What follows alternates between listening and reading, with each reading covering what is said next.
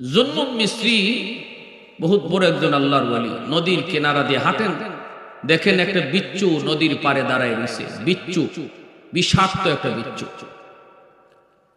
তিনি বুঝতে পারছেন বিচ্ছুটা নদী পার হতে চায়, একদম পানির কিনারে দাঁড়ানো। কিন্তু কেমনে পার হবে বিচ্ছুটা নদী? কোনো খেয়া নাই, নৌকা নেই, কিছু নেই। বিচ্ছু পার হইব কিসের উপরে? ওইটা হঠাৎ করে আল্লাহর ওলি দেখেন পানির নিচ থেকে একটা কচ্ছপ পানির উপরে ভাসলো। ওই কচ্ছপটা আল্লাহর কুদরতের নদীর পারে আসলো, আর বিচ্ছুটা লাফ দিয়া কচ্ছপের পিঠে বসে গেল।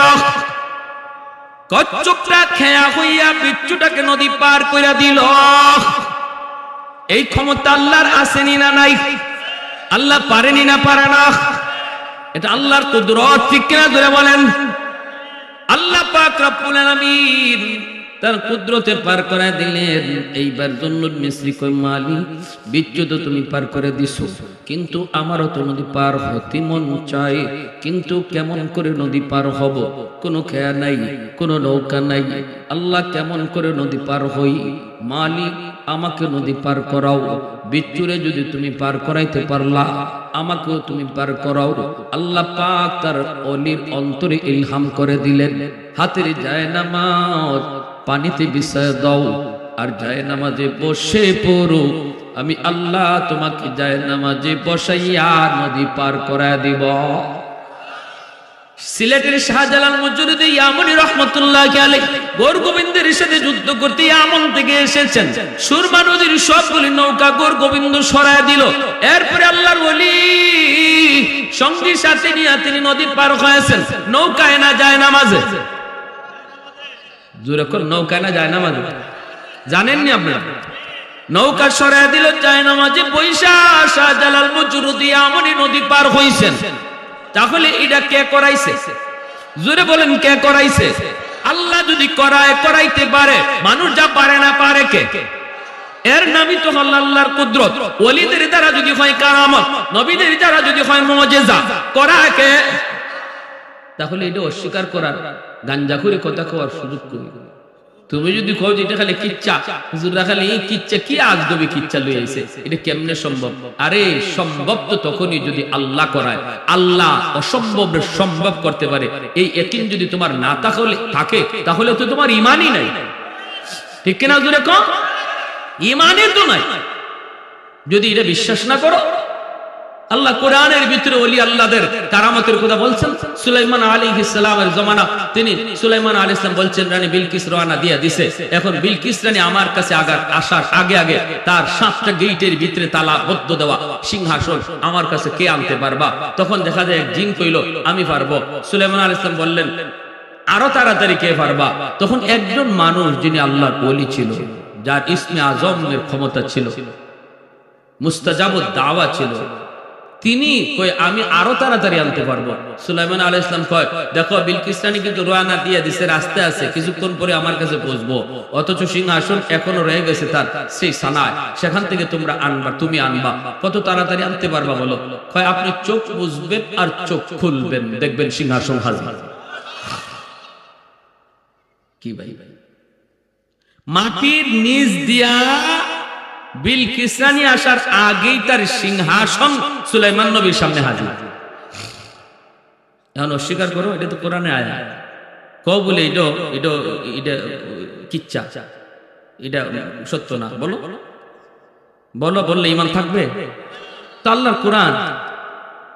অতএব এই ধরনের কথা যারা বলে, সাবধান সাবধান, সতর্ক থাকা উচিত তাদের কাছ থেকে। আমরা বলি না কোন ওলি তার নিজের যোগ্যতায় অসম্ভবকে সম্ভব করে, আমরা বলি ওলির দ্বারা যা অসম্ভব সম্ভব হয়, করায় কে? তাহলে এখানে তোমার ব্রেন হ্যাং মারবেই তো।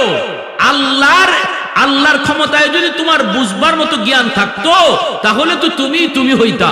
আল্লাহ পাক তো তোমার এতটুকু জ্ঞান দেয় নাই যাতে আল্লাহর কুদরত তুমি বুঝতে পারো। এখানে হ্যাং মারবে ব্রেন। এখানে যদি বেশি বাড়াবাড়ি করো, তাহলে নাস্তিকের মতো কিছুদিন পরে বলবা দেয়ার ইজ নো গড, আল্লাহ বলতে কিছু, নাস্তিক হয়ে যায়। যে বলে আমার যুক্তিতে ধরে না, যুক্তিতে ধরে না। আল্লাহ যদি আসেন তো কই আছেন? আল্লাহরে বানাইলো কে? আল্লাহর বাপকে এই প্রশ্নগুলা কইরেই তো নাস্তিক নাস্তিক হয়েছে, ঠিক না? এই প্রশ্নগুলা কইরেই নাস্তিকরা নাস্তিক হয়েছে। এজন্য সতর্ক আমার ভাই। জুন্নুন মিসরি রাহমাতুল্লাহ আলাইহি কারামাতুল আউলিয়া হাক্কুন, এটা আহলে সুন্নাহ ওয়াল জামাতের আকীদা। আমাদের প্রত্যেকের এই ব্যাপারে বিশ্বাস আছে, ওলি আল্লাহদের কারামতের হক। এটা করায় কে? আল্লাহ। নবীদের মুজিজা হক, নবীদের মুজিজা ও নবীদের ক্ষমতা না, এটাও করান কে? আল্লাহ। এখন ইনি আল্লাহ পাক কয় হাতের জায়নামাজ নদীতে বিছায় দাও। জুন্নুন মিসরি হাতের জায়নামাজ তিনি নদীতে বিছায় দিলেন। জায়নামাজে বৈশা তিনি নদী পার হয়ে গেলেন। এইবার আল্লাহর ওলি বিচ্ছুর পিছনে পিছনে দৌড়তেছেন। বিচ্ছুটা কোন দিকে যায় একটু দেখতে মন চায়, কোন দিকে যায় দেখতে একটু মন চায়। হঠাৎ করে আল্লাহর ওলি দেখেন হাওরের মাঝখানে একটা গাছ, গাছের নিচে একটা যুবক মনের আনন্দে ঘুমাইতেছে। এই যুবকের দিকে বিচ্ছুটা দ্রুত বেগে যাইতেছে। আল্লাহর ওলি জুন্নুন মিসরি ইনিও বিচ্ছুর পিছনে পিছনে আসতেছেন। কাছে আইসেই দেখেন ওই যুবক, যেই যুবক মনের আনন্দে ঘুমায়, তার চতুর্দিকে তার এই গরু ছাগলগুলি, ওই যে দুম্বা ভেড়াগুলি চতুর্পাশে। মাথার পাশে বিশাল এক সাপ ফনা ধরে আছে, ফনা যে কোনো মুহূর্তে যুবককে দংশন করবে। ওই অবস্থায় বিচ্ছুটা যাইয়ে লাফ দিয়া সাপের মাথায় বসলো, বৈশেই সাপরে কামড় দিল। মুহূর্তের ভিতরে সাপটা জায়গায় মারা গেল। এইবার আল্লাহর ওলি যুবককে ঘুম থেকে উঠাইলেন। যুবক, এ যুবক একটু উঠো, মাতার পাশে কি ঘটে গেল যুবক একটু দেখো রে। যুবক তাকে দেখে অসম্ভব আল্লাহ পাক সম্ভব করে দিয়েছে। যুবক চোখ দিয়ে পানি ধরা, আল্লাহর ওলি গো কেমনে কি হলো? জুন্নুন মিসরি কই বাবারি সাপে তোমারে কামড় দেওয়ার কথা, ওই অবস্থায় আল্লাহ নদীর ওই পার থেকে বিচ্ছু পাঠাইছি তোমাকে বাঁচানোর জন্য। সাপরে বিচ্ছুটা কামড় দিয়ে মেরে ফেললো। ও যুবক বলো না, যৌবনে তুমি কেমন করে আল্লাহরে এত খুশি করলা? যৌবনে তুমি কেমন করে আল্লাহর ওলি হইলা? কি তোমার নেকামল একটু বলো। এতটা মায়া আল্লাহ তোমারে কেমনে করলো? যুবক চুকির পানি মুছে আর কান্দে আর আল্লাহর ওলি গো, আমি হলাম একজন রাখাল, মানুষের উট রাখালি করি, দুম্বা রাখালি করি। আমি হাওরে জঙ্গলে বন্দরে সর্বত্র দিন কাটায় দেই। মানুষের আমানত আমার কাছে তাকে সন্ধ্যাবেলা আমানত ফিরে দেই। কিন্তু আমার যা মনে পড়ে, আমি জঙ্গলে থাকি আর বন্দরে থাকি, যেখানেই থাকি না কেন, যখনই আজানের আওয়াজ আমার কানে আসে, সাথে সাথে জঙ্গলে থাকলে জঙ্গলেই নামাজে দাঁড়ায় যায়, হাওরে থাকলে হাওরেই নামাজে দাঁড়াই। আমার দুনিয়ার কাজ আগে না, নামাজ আমার কাছে আগে। আল্লাহু আকবার। দুনিয়ার কাম আমার কাছে বড় নয়, নামাজ আমার কাছে বড়, আমার কাছে বড়। আর আমি যদ্দূর দেখলাম, আমি ঘর থেকে যখন বের হয়েছি আল্লাহর কাছে দোয়া করে বের হয়েছি, বিসমিল্লাহ তাওয়াক্কালতু আলাল্লাহ লা হাওলা ওয়ালা কুওয়াতা ইল্লা বিল্লাহিল আলিয়্যিল আযীম। ঘর থেকে বের হও যুবক, এই দোয়াটা পরে বের হও। আল্লাহ তোমার হাওলা, তোমার উপর ভরসা করে আমি বের হলাম। আল্লাহ পাক রব্বুল আলামিন কয়, বান্দা তুমি যখন আমার উপরে 100 ভরসা করো, আমি আল্লাহ তোমার সাথে 100 লেনদেন করি। আমাদের ভরসাই তো কম, ঠিক না? ভরসাই 100 আল্লাহর উপরে করতে পারি না, যার কারণে আমাদের সাথে আল্লাহ লেনদেনও কম হয়। ঘুমানোর আগে বলেছি, মালিক আমি ঘুমাইবো এখানে, আমি বড় ক্লান্ত পরিশ্রান্ত, কিন্তু কেমনে ঘুমাই? ঘুমন্ত অবস্থায় যদি আমারে কোনো হিংস্র জীব জানোয়ার আঘাত করে, আক্রমণ করে, আমারে বাঁচাইব কে? কেউ নাই, আপন বলতে কেউ নাই, বন্ধু বান্ধব আত্মীয় কেউ নাই, কিন্তু আমি পরিশ্রান্ত ঘুমাবো। আল্লাহ আমি তোমার কাছে আমারে হাওলা করলাম। এই বইলে আমি ঘুমাইছিলাম। আল্লাহর ওলি জুন্নুন মিসরি, যুবক এজন্যই তোমাকে আল্লাহ পাক যৌবনে তোমার নাম ওলির তালিকায় উঠাই দিছি। আল্লাহর উপর ভরসা করছো তুমি 100 এজন্য আল্লাহ তোমার সাথে ব্যবহারও করছে 100। এজন্যই রে যুবক, এজন্যই বলি, যত আল্লাহর ওলি হয়ে গেছেন দুনিয়াতে সবাই কিন্তু ওলির খাতায় নাম লেখাইছেন যৌবন কালে। এই যৌবন কালটা তুমি পাগলামি করে কাটাইতেছ, এই যৌবন কালটা তুমি গুনার কাজে কাটাইতেছ, অথচ এই বয়সটাই ছিল তোমার আল্লাহর ওলি হওয়ার বয়স। কি ভাই? হ্যাঁ, ভুলটা যদি বুঝালাই, আল্লাহ যা করেছি ভুল করেছি, এতটুকুই যথেষ্ট। দিলে দিলে কাউরে শোনাইতে হবে না। এখানে বসে আমরা যারা আছি, পিছনের কথাগুলা আল্লাহর কাছে দিলে দিয়ে বলবো, আল্লাহ যা করেছি ভুল করেছি। সামনে আসতেছে রমজান, আল্লাহ অনেক রোজা আগে ছাড়ছি, আর একটা রোজাও ছাড়তে আমি রাজি না। আল্লাহ আমাকে পরিপূর্ণ রোজাগুলি রাখার তৌফিক দিও। আল্লাহ আমার পিছনের সব গুনার ব্যাপারে আমি তোমার কাছে তওবা করলাম। এতটুকু কথা দিলে দিলে কারা কারা বলতে রাজি? আল্লাহরে দেখা। আল্লাহ তুমি কবুল করো, মঞ্জুর করো। সবাই বলি আমিন। আর একটু জোরে বলি আমিন, আরো জোরে বলি আমিন। আল্লাহ আমরা আর মা বাবারে কষ্ট দিব না, আল্লাহ আমরা আর বাপ মারে কষ্ট দিব না, মা বাবার অমান্য হব না। আয় আল্লাহ মুরব্বীদের সাথে আর বেয়াদবি করব না। আল্লাহ তোমার ঘর মসজিদে 5 ওয়াক্ত নামাজ পড়ব, রমজানের রোজাগুলি রাখবো, পাক্কা ইরাদা আমরা করতেছি। আল্লাহ আমাদের পিছনের সব গুনাহ মাফ করো। সবাই কোন আমিন। আরো জোরে বলেন আমিন। আজকের মাহফিলকে আল্লাহ কবুল করুন, আজকের এই আয়োজনকে আল্লাহ কবুল করুন। এই মাহফিলের উসিলায় এলাকাবাসী সব মুর্দেগারকে আল্লাহ মাফ করুন।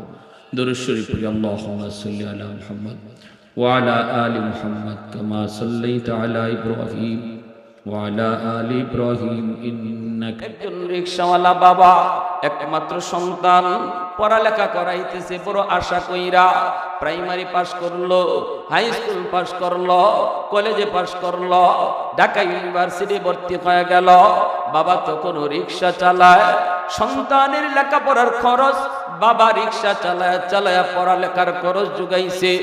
মা মানুষের বাড়িতে কাম করে করে সন্তানের লেখাপড়া চালায় গেছে। এমন মা বাবা গ্রামে গঞ্জে তালাশ করলে পাওয়া যাবে কি যাবে না? আর একটু জোরে কোন পাওয়া যায় কি যায় না? শহরে গেটের পাশে সেই দাঁড়ায় গেল, দারোয়ান আটকে দিয়া বলতেছে, আপনি কে, কার কাছে যাবেন? বাবা তখন নিজের পরিচয় না দিয়া বলে, আমি অমুকের সাথে দেখা করব। দারোয়ান বলতেছে, আপনি এই জায়গায় একটু দাঁড়ান, স্যার আমাদের মস্ত বড় বস, অফিসের হেড বস, বসের সাথে পারমিশন ছাড়া দেখা করা যায় না, আপনি একটু এখানে দাঁড়ান গো, আমি একটু স্যারকে যে জিজ্ঞেস করি। এই বলে দারোয়ান চলে গেল। জয় বলতেছে, স্যার একজন মুরব্বী মানুষ, চেহারা দেখলেই বোঝা যায় বড় অভাবী, আপনার সাথে দেখা করতে এসেছে।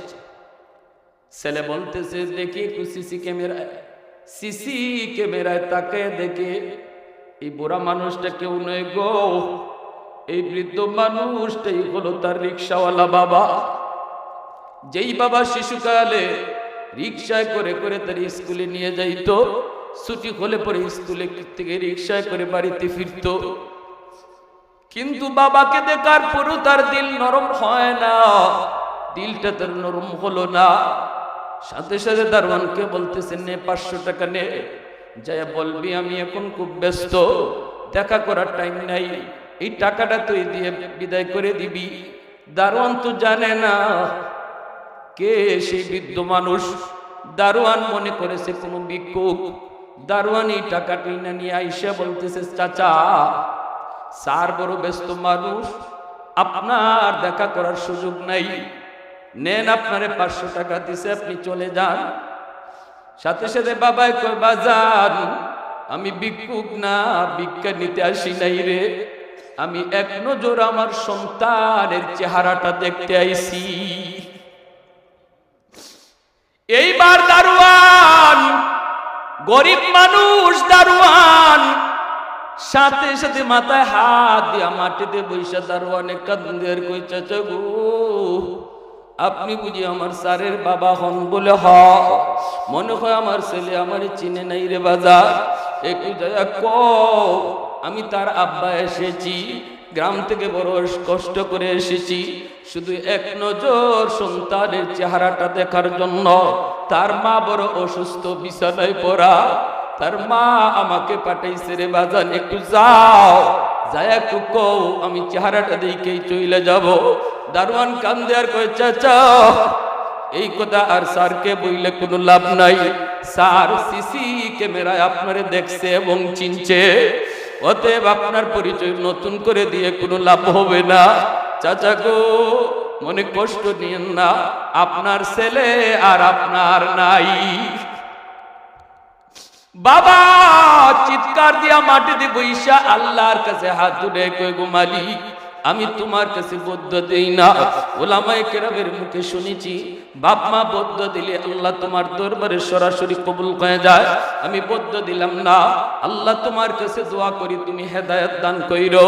এই বইলাম বাবা চোখের পানিটা মুইসা নামাজি বাবা আলেম ওলামাকে বড় মহব্বত করে মসজিদের ইমাম সাহেবের কাছে গিয়ে বইসে বইসে চোখের পানি ধরায় কান্দে।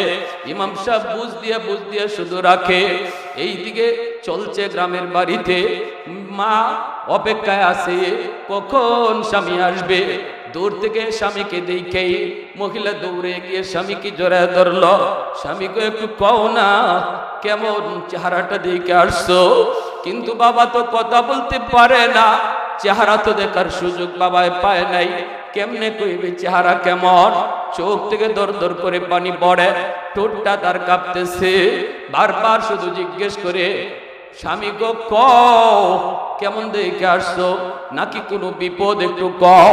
তখনই বাবা চোখের পানি মুছে আর কই, বিবি গো তোমার ছেলে মস্ত বড় অফিসার, বাবার সাথে দেখা করার টাইম তার হাতে নাই। মা বিছানায় পড়ে গেল। এ মায়া বদ্ধ দেয় নাই, মাও আল্লাহর কাছে দোয়া করছে, আল্লাহ সহি বুঝ তুমি দান কইরো। এইদিকে বাপ মা দুজনের দোয়া আল্লাহর দরবারে কিন্তু কবুল হয়ে গেছে। সুবহানাল্লাহ জোরে বলেন। পবিত্র রমজান মাস, জুম্মার দিন যুবক ঢুকছে জুম্মার নামাজ পড়ার জন্য। জুম্মার দিন রমজান মাস, রাসূল করিম সাল্লাল্লাহু আলাইহি ওয়াসাল্লাম বলেন, মান সামা রমাদানা ইবাদা ওয়া ইহতিসাবান গুফিরা লাহু মা তাকাদ্দামা মিন যামবি। রমজান মাসে কেউ যদি রোজা রাখে, আল্লাহকে ভয় কইরা রোজা যদি ভালোভাবে রাখে, হক আদায় করে যদি রোজা রাখে, আল্লাহ পাক এই রোজার উসিলায় তার জিন্দেগীর সব গুনাহ আল্লাহ মাফ করে দেয়। রমজান মাসে যদি কেউ, রমজান মাসে জুম্মার দিন কেউ যদি মারা যায় রে যুবক, আল্লাহ পাক রব্বুল আলামিন এই জুম্মার দিনের উসিলায় তার কবরের আযাব জিন্দেগীর জন্য আল্লাহ মাফ করে দেয়। এজন্য জুম্মার দিন যুবক মসজিদে যায় ঢুকলো, জুম্মার মিম্বরে বৈশা বয়ান করেন যাত্রাবাড়ির হযরত মাহমুদুল হাসান দামাত বারকাতুহু, এখনো আল্লাহর ওলি দুনিয়ায় জীবিত। মিম্বরে বসে তিনি বয়ান করেন জুম্মার বয়ান। ওই মসজিদে এখনো তিনি জুম্মার নামাজ পড়ান। এই দিন তিনি জুম্মার নামাজ পড়াইতেছেন আর বয়ান করতেছেন। আল্লাহর ওলির বাঙ্গা বাঙ্গা কথাগুলা যুবকের দিলে লাগতেছে। ওই দিনে আল্লাহর ওলির জুম্মার বয়ানের মৌজু ছিল মা বাবার কদর, বাপ মার সেবা। এত সুন্দর করে তিনি কথাগুলা বুঝাইতেছেন, প্রতিটা কথা যুবকের দিলের ভিতরে যা লাগতেছে। তিনি বইলা দিলেন, কেউ যদি বাপ মারে কষ্ট দেয়, মরণের সময় তার ঈমান সাথে যায় না। ঈমান মুখ দিয়ে, কলিমা তার মুখ দিয়ে বের হয় না। যে মা বাবারে কষ্ট দেয়, যত বড় হাজি হোক, যত বড় গাজী হোক, কালেমা তার জবান দিয়া বের হবে না। যুবকের দিলের ভিতরে কথাটা এমন ভাবে যায় লাগলো, নামাজের ভিতরে যুবক কান্না শুরু করে দিছে। দিলটা ঘুরে দিছে কে? একটু জোরে বলেন না কে? কারণ বাপ মা একজনও বদুয়া দেয় নাই, দুজনে দোয়া করছে। এইদিকে আল্লাহর একজন ওলির কথায় আল্লাহ পাক তার জবান ঘুরায়, তার দিল ঘুরায় দিছে। ওলির উসিলায় আল্লাহ দিল ঘুরায় দিছে। এই যুবক নামাজ পড়া এইবার চোখের পানি মুছে আর কান্দে, দৌড়ায় বাজারের দিকে, মার্কেটের দিকে। বেদিশা বইনা গেছে, দিশা নাই। কেমনে যায় আমার কাছে মাপ চাবে, কেমনে যায় বাবার কাছে মাপ চাবে, কিভাবে বাপ মার সামনে যায় মুখ দেখাবে। এই যুবক বাবার জন্য লঙ্গি কিনলো, মায়ের জন্য শাড়ি কিনলো। চোখের পানি আর তার মুখ, তার চোখ থেকে বন্ধ হয় না, ঘর করে চোখের পানি পড়ে। এরপরে রওনা দিচ্ছে পাগলের মতো, আর বাসার দিকে যায় না, স্ত্রীর কাছে যায় না, সন্তানের কাছেও যায় না, কাউকে কিছু না কইয়া সোজা পাগলের মতো গ্রামে যাওয়ার জন্য রওনা দিয়ে দিল। 2টা ফেরি পার হওয়া লাগতো তখন কুমিল্লা যাইতে।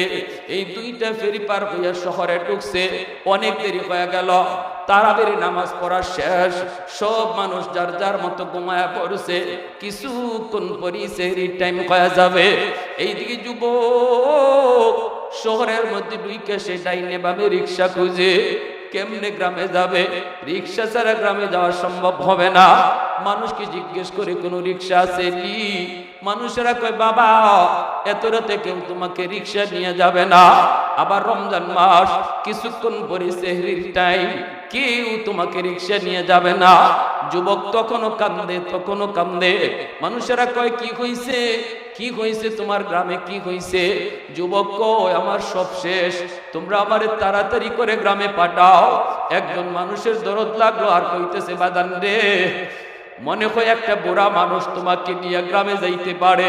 আমি ওই বুড়া মানুষটাকে দেখেছি, রাতের বেলাও সে মাঝে মাঝে রিক্সা নিয়ে প্যাসেঞ্জার টানে, কারণ তার টাকার বড় প্রয়োজন।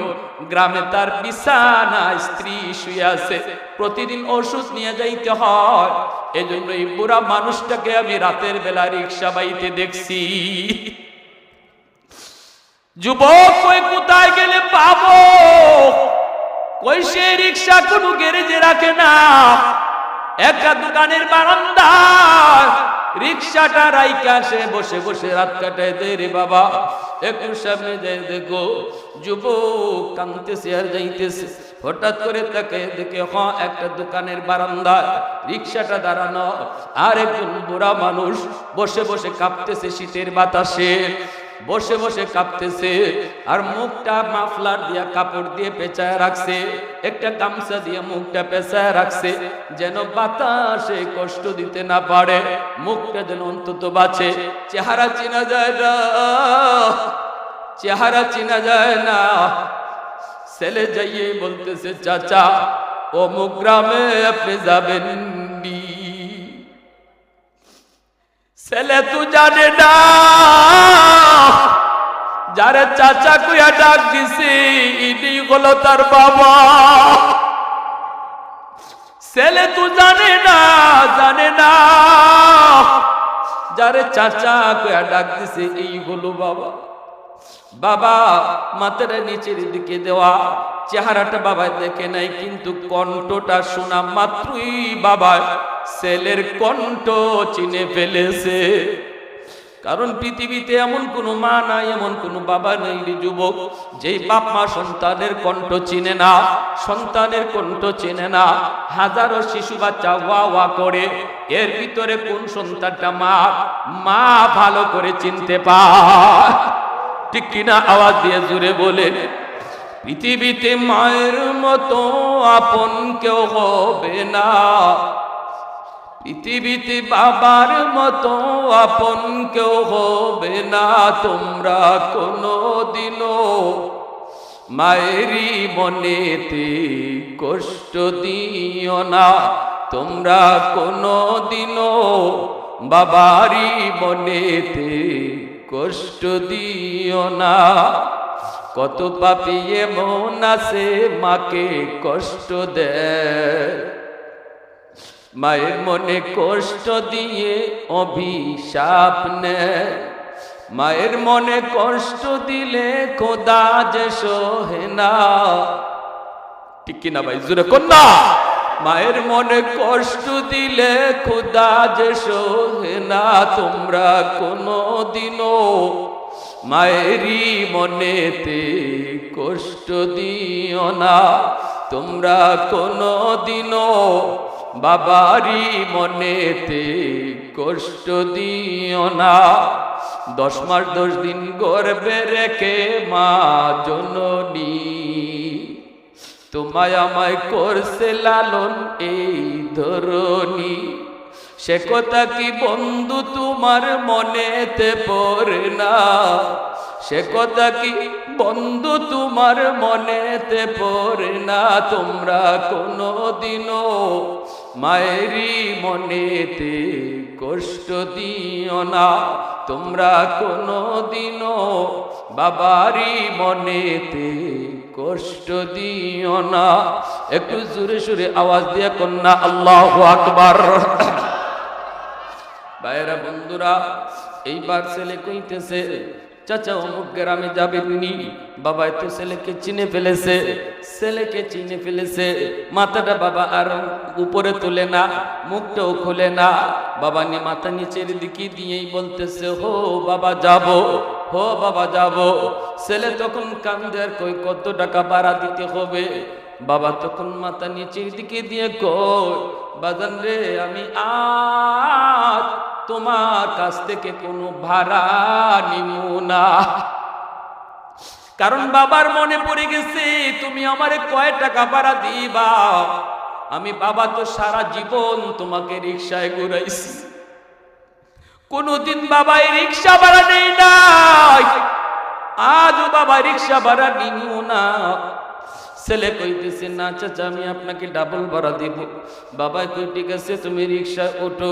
এই বইলা ছেলেকে রিকশায় তুইলা বাবা রিকশা নিয়ে টানতেছে, রিকশা নিয়ে টানতেছে। পিছনে বাবা খেয়াল করলো ছেলে কান্দে। বাবা জিজ্ঞেস করতেছে বাদান রে, এই গ্রামে তুমি কেন যাবা? ওই গ্রামটা হলো আমার নিজের গ্রাম। তখনই বাবা কই কি কও, তোমাকে ওই গ্রামে তো কোনোদিন দেখি নাই, তুমি কি তোমাকে কোনোদিন তো দেখি নাই। কয় হ আমি দীর্ঘদিন যাবত আসি নাই। আমার মা আমার বাবা এই গ্রামে থাকেন। আমি মাকে বড় কষ্ট দিয়েছি, আমি বাবারে বড় কষ্ট দিয়েছি। আমি মাফ চাইতে যাইতেছি চাচা একটু দ্রুত টানেন। আমি এতদিন পর্যন্ত ভুলের জগতে ছি। আল্লাহর একজন ওলির কথায় আল্লাহ আমার দিল পরিবর্তন করে দিছে। সাথে সাথে বাবা রিকশা থামাইয়া আকাশের দিকে মুখ উঠায় কই মালিক তোমার দরবারে শুকরিয়া, তুমি বুঝি আমাদের দোয়া কবুল করছো। ছেলে তখন কই চাচা দেরি কইরেন না। তখনই বাবা মুখের গামছাটা সরাইতেছে আর কাঁদতেছে বাদান রে, ওই দিন তোমার গেটের পাশে যে বুড়া মানুষটা দাঁড়াইছিল রে বাজার, একটু দেখো তো এই রিক্সাওয়ালারে চিনোনি। সাথে সাথে ছেলে লাফ দিয়ে গিয়ে বাবার পা জড়ায় দিয়ে কান্না শুরু করছে। সাথে সাথে বাবা টান দিয়ে বুকে উঠে কপালে চুমা খায়। মনের কষ্ট বাবা ভুলে গেছে। বাড়িতে যায় আম্মা কয়ে ডাক দিছে, মা সাথে সাথে সুস্থ। এজন্যই পৃথিবীতে বাপ মারে খুশি করা সবচেয়ে সহজ কাজ রে যুবক। যত কষ্টই তুমি দিয়া থাকো না কেন, আজ রাত যদি মার পা ধইরা তুমি মাফ চাইতে পারো, পাওটা ধরতে দেরি মায় মাফ করতে দেরি হবে না। বাবার কাছে যে আমার মাপ চাইতে দেরি, কবুল করতে আল্লাহ দেরি হবে না।